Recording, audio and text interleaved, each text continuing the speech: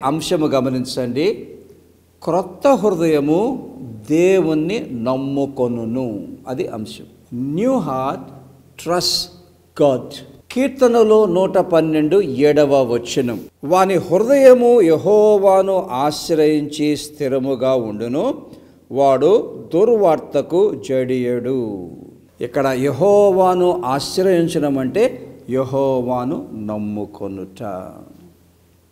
నిజంగా ప్రియులారా, ఈ కొత్త హృదయానికి ఎంత సామర్థ్యం ఇచ్చారో చూడండి. తండ్రి, కుమార, పరిశుద్ధాత్మ త్రియేక యెహోవా దేవుని దృఢంగా శక్తివంతంగా నమ్ముకునే సామర్థ్యము యేసు ప్రభు మనకిచ్చిన క్రొత్త హృదయానికే ఉన్నది. మనము దేవుణ్ణి ఎంత నమ్ముకుంటామో అన్ని ఆశీర్వాదాలు విడుదలవుతాయి. మీకు నేను చూపిస్తాను, కనిపెట్టండి. కానీ ఇక్కడ ఒక విషయాన్ని మీకు నేను చెప్తాను. ఈ కొత్త హృదయము దేవుని నమ్ముకునే సామర్థ్యం ఎలాగొచ్చింది? చాలా లోతైన విషయం చెప్తున్నాను, వినండి. రక్షణ అనగా ప్రియులరా, మనము దేవుని కడుపులో నుండి పుట్టుట. యోహాను 1:13వ వచనం, వారు దేవుని వలన పుట్టిన వారే కానీ రక్తము వలనైనను శరీరేచ్ఛ వలనైనను మానుషేచ్ఛ వలనైనను పుట్టినవారు కారు. దేవుని వలన పుట్టినవారు అంటే ఏంటండి? దేవుడు మనకు తండ్రి, మనము ఆయనకు బిడలము. ఆయన కడుపులో నుండి పుట్టాము. ఎంత గొప్ప సత్యం! దేవుని కడుపులో నుండి పుట్టిన మనకు దేవుడు ఒక నూతన హృదయాన్ని ఇచ్చాడు. ఎందుకండి? పరమ తండ్రిని నమ్ముకొనుటకు. సామాన్య జీవితంలో కూడా ఇదే చూస్తాం. ఒక పాప అయినా బాబు అయినా ఎదుగుతూ ఉండగా ఎంత పెద్దవారు అవుతారో తల్లిదండ్రుల మీద వారికి అంత నమ్మిక ఉంటుంది. అదొక ఎదుగుదల అన్నమాట. సో రక్షణ జీవితంలో దేవుని కడుపులో నుండి పుట్టిన మనము కూడా, దేవుడు మన తండ్రి కనుక దేవునిలో మనం ఎంత ఎదుగుతామో, ఆ సన్నిహితమైన బాంధవ్యము, అవినవ భావ సంబంధమైన సహవాసము కలిగి ఉంటామో, వినండి, దేవుని మీద మన నమ్మిక అంత అద్భుతముగా పెరుగుతుంది. ప్రియులారా, దేవునితో నడవకుండా దేవుని మీద నమ్మిక ఎవరికి పుట్టదు. Because trust is an experience. నమ్మిక అన్నది ఒక అనుభవము గనుక యెహోవా దేవునితో ఎంత సన్నిహితముగా నడుస్తాము, ఎంత సన్నిహితముగా జీవిస్తాము, ఎంత దగ్గరగా ఉంటాము, ఆ యెహోవా దేవుని అన్ని విషయాల్లో మనం అనుభవిస్తాము గనుక ఆయన మీద మనకున్న నమ్మిక అద్భుతముగా దినదినం పెరిగిపోతుంది. ప్రియులారా, సో దేవుణ్ణి నమ్ముకోవడము అన్నది ఒక ఎదుగుదల అన్న సంగతి మర్చిపోవద్దు. ఏదో సడన్గా నమ్మేసుకుంటాం అంత అయిపోద్దని కాదు.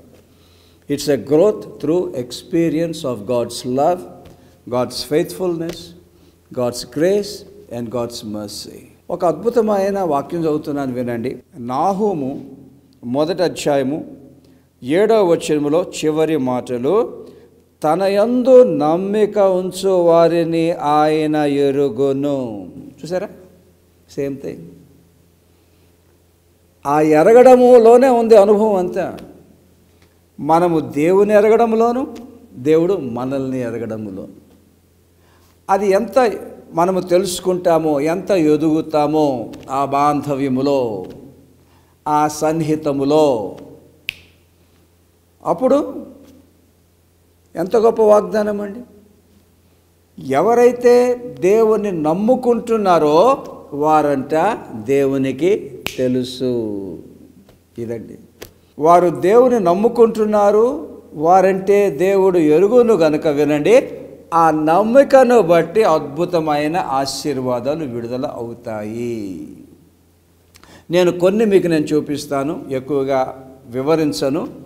కానీ అద్భుతమైన ఆశీర్వాదాలన్నీ కూడా దేవుణ్ణి నమ్ముకోవడములో, నమ్ముకొనుట ద్వారానే వస్తాయి. ప్రియులరా, ఆ సంగతి మనం మర్చిపోవద్దు.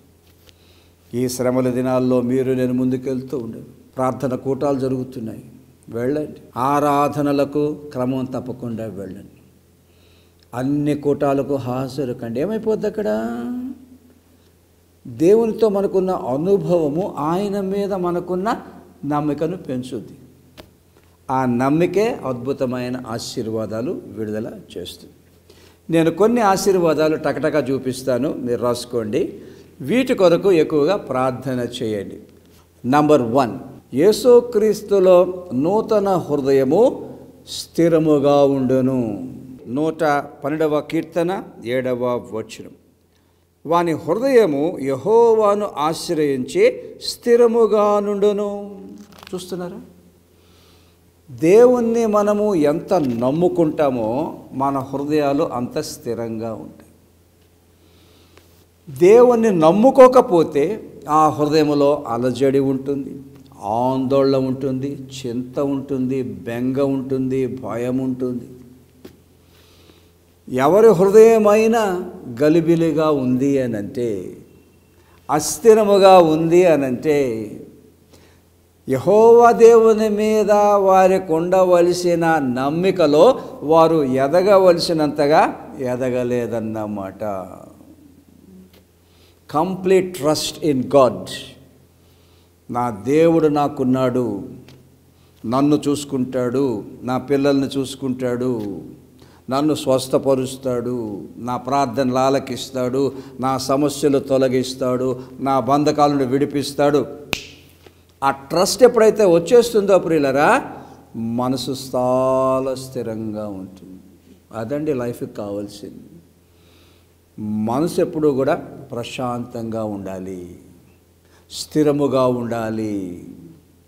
మనసు ప్రశాంతంగా స్థిరంగా ఎప్పుడైతే ఉంటుందో అది శరీరానికి ఆరోగ్యకరంగా మాత్రమే కాకుండా ఆ స్థిరమైన నమ్మికయే ఆశీర్వాదాలు విడుదల చెయ్యును. రెండవది, యేసుక్రీస్తు నందు నూతన హృదయము దుర్వార్తకు జడియదు. ఎంత ప్రాముఖ్యమైన ఈ రోజుల్లో హృదయాల్లో ఎంతో భయం, ఎంతో దిగ్భ్రాంతి. ఏమైపోతుందో, ఎలాగుంటామో, పిల్లలకి భవిష్యత్తు ఎలా ఉంటుందో భయం. కానీ కొత్త హృదయం అండి, అది యేసు ప్రభువును ఎంత నమ్ముకుంటుందంటే అది దుర్వార్తకు జడియదు. సైతాను వచ్చి ఎంత బెదిరించినా, మనుషులు ఎంత బెదిరించినా, పరిస్థితులు ఎంత బెదిరించినా, ఏ విధమైన దుర్వార్తకు నూతన హృదయము జడియదు. నైస్. ప్రార్థన చేద్దాం ప్రియులరా. నేను చెప్పే కదా ఇదొక ఎదుగుదల అని. ఎస్, యేసు ప్రభువును మనం ఎంత నమ్ముకుంటామో ఆ నమ్మికయే మన హృదయంలోనున్న ప్రతి భయాన్ని తీసేస్తుంది. ఏ హృదయమైనా ఇంకా కొంచెం భయంగా ఉంది అని అంటే యెహోవా దేవుని మీద నమ్మికలో ఎదగవలసినంతగా ఎదగలేదన్నమాట. సో ప్రార్థన చేద్దాం. నంబర్ 3, నూతన హృదయము యెహోవా దేవుణ్ణి నమ్ముకున్నట్టు ద్వారా దేవుని కనికరమును పొందును. కీర్తనలు 32:10వ వచనం. యెహోవా యందు నమ్మిక ఉంచువానిని కృప ఆవరించుచున్నది. ఇక్కడ కృప అని తెలుగులో తర్జుమా చేశారు, కానీ యాక్చువల్లీ హెబ్రీ మాట ఏంటంటే కనికరం. కృప అంటే చాలా పెద్ద మాట అనుకోండి, కానీ కనికరం అని అంటే మామూలుగా దేవుని కనికరాన్ని పొందుట. ఎస్ అండి. ఎప్పుడైతే తండ్రి, కుమార, పరిశుద్ధాత్మ యెహోవా దేవుని మనము పూర్ణ హృదయంతో నమ్ముకుంటామో, వినండి ప్రియులారా, ఆ నమ్మికయే మన జీవితాల్లోనికి దేవుని కనికరాన్ని విడుదల చేస్తుంది. ఇదండి జీవితంలో ముందుకు సాగి విజయవంతంగా బయటపడాలంటే మన ఎడల అది దేవుని కనికరము ద్వారానే సాధ్యం. ఒక సమస్య పరిష్కారం అవ్వాలంటే దేవుని కనికరము కావాలి. ఒక ప్రార్థన ఆలకింపబడి దేవుని రావాలంటే దేవుని కనికరము ద్వారా. ఒక పాపాన్ని జయించాలంటే దేవుని కనికరము ద్వారా. కష్టాలు, ఇబ్బందులు విజయవంతంగా, శక్తివంతంగా ఎదుర్కొని జయించాలంటే అది దేవుని కనికరము ద్వారా. రక్షణలో ఎదగాలంటే దేవుని కనికరము ద్వారా. చివరికి ఎత్తబడే సంఘములో ఉండి యేసు ప్రభువుతో సదాకాలము నిత్యత్వములో జీవించాలంటే అది కనికరము ద్వారానే అవ్వాలి. చూస్తున్నారు, ఎక్కువగా దేవుని కనికరము కొరకు ప్రార్థన చేయాలండి. ఈ నూతన హృదయము దేవుణ్ణి నమ్ముకుంటుంది కనుక ఆ నమ్మికను బట్టి అద్భుతమైన కనికరాన్ని పొందుతుంది. ఏమన్నాము? ఇదొక ఎదుగుదల. దేవుణ్ణి ఎంత నమ్ముకుంటామో అంత కనికరం విడుదలవుతుంది. ఏం చేద్దాం? ప్రభువా, నీ విషయములో నాకు ఏ సందేహము లేకుండా కృప దయచేయి. నిన్ను ఎన్నడూ అనుమానించకుండా కృప నాకు దయచేయి. నా బిడ్డల విషయం ఏంటి, నా విషయం ఏంటి, నా కుటుంబం ఏంటి, నా ఆరోగ్యం ఏంటి, అన్ని విషయాల్లో నిన్ను సంపూర్ణముగా నమ్ముకొనుటకు నాకు సహాయం చేయమని ప్రార్థన చేద్దాం. ఆ నమ్మకం ఏం చేస్తుంది ప్రియులారా? దేవుని కృపను విడుదల చేయి. నంబర్ 4, నూతన హృదయము దేవుణ్ణి నమ్ముకొనుటలో పూర్ణ శాంతిని పొందును. యెషయా 26:3 ఎవని మనస్సు నీ మీద ఆనుకొనునో వానిని నీవు పూర్ణ శాంతి గలవానిగా కాపాడుదువు. ఇక్కడ మనసు ఆనుకోవడం అంటే దేవుణ్ణి నమ్ముకోవడం. నిజంగా యెహోవా దేవుని మనం ఎంత నమ్ముకుంటామండి, మన మనసులకు అంత శాంతి లభిస్తుంది. అనుదిన జీవితంలో ఒడిదుడుగులు వస్తాయి, కష్టాలు వస్తాయి, ఇబ్బందులు వస్తాయి, శోధనలు వస్తాయి, రకరకాలుగా సమస్యలు వస్తాయి. ఇవన్నీ ఏం చేస్తాయండి? మనసును గలిబిలి చేస్తాయి. ఆ మనసులోనికి ఆందోళన, చింత, భయము, నిరుత్సాహం ఇవన్నీ కలిగించినప్పుడు మనసు వేడెక్కిపోద్ది, బరువెక్కిపోద్ది. కొన్ని సందర్భాల్లో ఈ బరువెక్కిపోయిన మనసు కూలిపోద్ది. దాన్నే నర్వస్ బ్రేక్ డౌన్ అంటాం. సైకలాజికల్, సైకాట్రిక్ ప్రాబ్లమ్స్ కూడా దారితీస్తుంది మనస్సు మీద ఎక్కువ ఒత్తిడి పడినప్పుడు.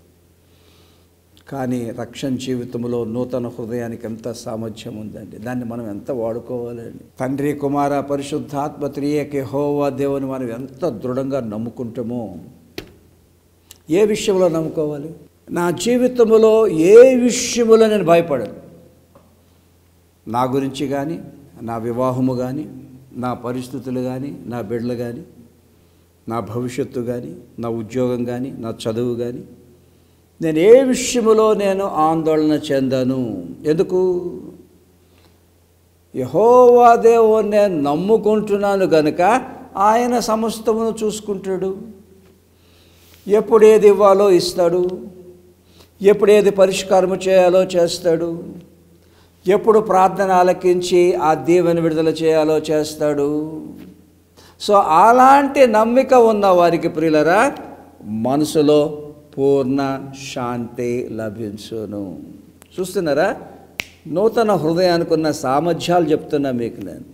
ఎక్కడ మీరు వినుండరు బహుశా. ఇది అమూల్యమైన దేవుని వాక్యం. రక్షణలో యేసు ప్రభువు మీకు నాకు ఇచ్చిన న్యూ హార్ట్, నూతన హృదయానికి ఉండే అద్భుతమైన ఒక లక్షణము ద్వారా ఎన్నెన్ని ఆశీర్వాదాలండి. అదేంటి? మనము యెహోవా దేవుణ్ణి నమ్ముకొనుటలో వచ్చే ఆశీర్వాదం. ఇంకొక ఆశీర్వాదం వినండి ప్రియులరా. నూతన హృదయము యెహోవా దేవుని నమ్ముకొనుట ద్వారా అన్ని ఆశీర్వాదాలు పొందును. శారీరక ఆశీర్వాదాలు, మానసిక ఆశీర్వాదాలు, ఆధ్యాత్మిక ఆశీర్వాదాలు. యెషయా 57:13 చివరి మాటలు. నన్ను నమ్ముకొని వారు దేశమును స్వతంత్రించుకొందురు. ఇక్కడ దేశాన్ని స్వతంత్రించుకుంటారంటే దేశాన్ని అంతటినీ పొందుతారని కాదు. దేశాన్ని స్వతంత్రించుకుంటారంటే దేశములో ఉన్న ఆశీర్వాదాలు పొందుతారు. అన్ని రంగాల్లో, అన్ని విషయాల్లో. Yes, trust in God releases the blessings of God. The more we trust, the more the blessings.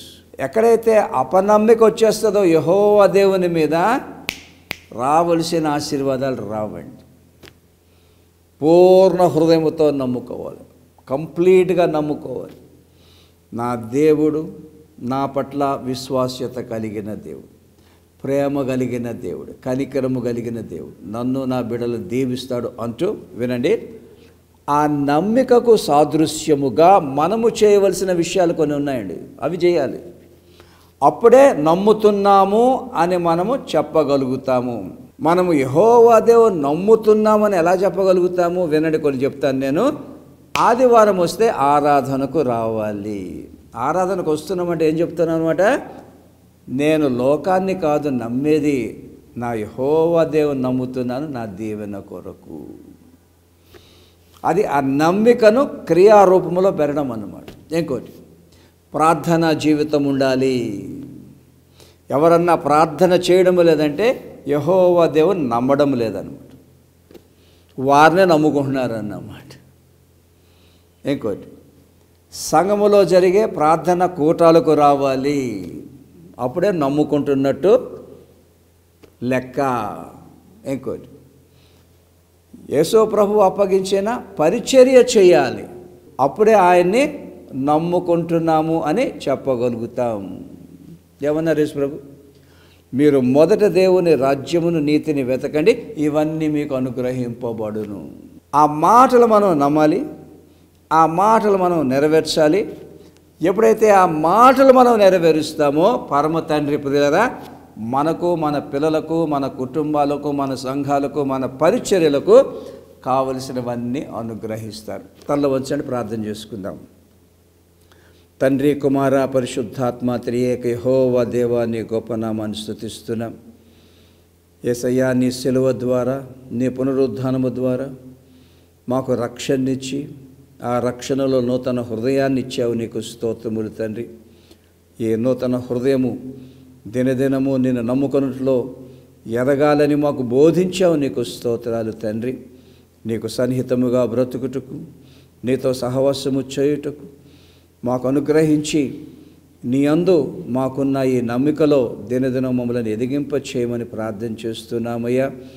మరి ఆ నమ్మికలో ఉండే ఆ 5 ఆశీర్వాదాలు వాక్యమైన బిడ్డలందరికీ ధారాళంగా అనుగ్రహించమని సేవకుడే నాకు, సంఘములో ఉన్న ప్రతి ఒక్కరికి, సేవకులకు, విశ్వాసులకు సహితము అనుగ్రహించమని, విత్తబడిన వాక్యాలంతలుగా ఫలింప చేయమని ఈ ప్రార్థన మా ప్రభువును రక్షకుడు యేసుక్రీస్తు పేరిట అడుగుతున్నాము తండ్రి.